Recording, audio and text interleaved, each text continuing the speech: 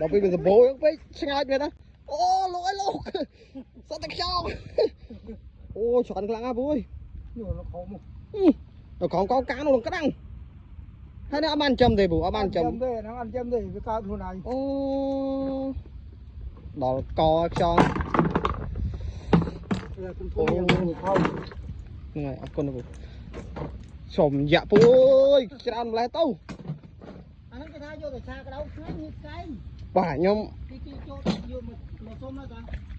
គេយកទៅឆាក្តៅហើយទៅកែងលោកអើយលោកសត្វតែខ្យង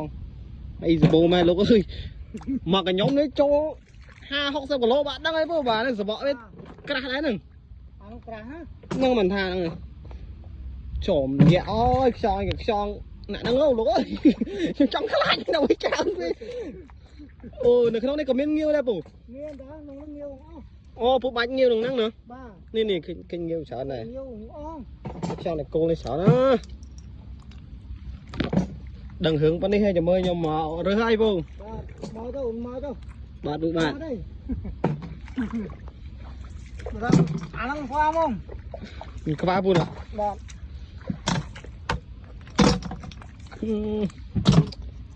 បូផ្លែទៅលោកអើយអានេះគេយកតែក្បាលទេបានទេបូយកតែឆាគ្រឿងឆាអីវិញណាបាទឆ្ងាញ់អាហ្នឹងខ្ញុំធ្លាប់ហូបកាលខ្ញុំនៅក្មេងៗហើយល្បីថានៅកែវផុសឲ្យតែម៉ាក់ខ្ញុំគាត់មកកែវផុសគាត់យកខ្យងតែគោលទៅផ្ទះហើយចូលទៅម្ដងមកបាទាំងខ្ញុំនៅក្មេងៗទៅតូចចុះណាអត់ផ្ទះនោះនឹងដែរខ្ញុំផ្ទះនៅ47ពូអូ47អូបាទប៉ុន្តែចាស់ពីមុនគាត់ស្គាល់គ្នាអញ្ចឹងណាគាត់មានបងប្អូនអីនៅហ្នឹងបាទអត់តែគាត់មកកែផុសគាត់យកខ្យងតែគោលទៅផ្ញើគ្នាហើយតែជំនាន់មុនណាពូបាទអត់ទេកាលនោះក៏ឈើសបោដែរបាទតែឥឡូវនៅនោះអត់មានទេខាងនោះឡើយខាងកែផុសយើងគឺគេថានោះគេចិញ្ចឹមមកចិញ្ចឹមងាវចិញ្ចឹមអីចឹងដែរឡូវចិញ្ចឹមច្រើនពូចិញ្ចឹមច្រើនណានោះឡូវទីផ្សារល្អងាវអត់អីទេតែគាត់ថា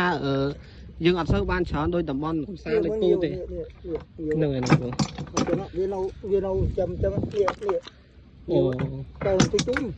អីទុយពូណាបាទទុយអានេះរយៈពេលវាយូរដែរតាមិនរំបានប្រមូលផលវាធំងាវក៏6 ខែទៅ8 ខែពូណាបាទហ្នឹងហើយ6 ខែទៅ8 ខែអាហ្នឹងចាប់ដើមធំហើយចាប់ដើមវាធំចឹងពូរឿងហ្នឹងសិនណាខ្ញុំដើរមើលបន្តិចទៅនោះឃើញសបោវិញ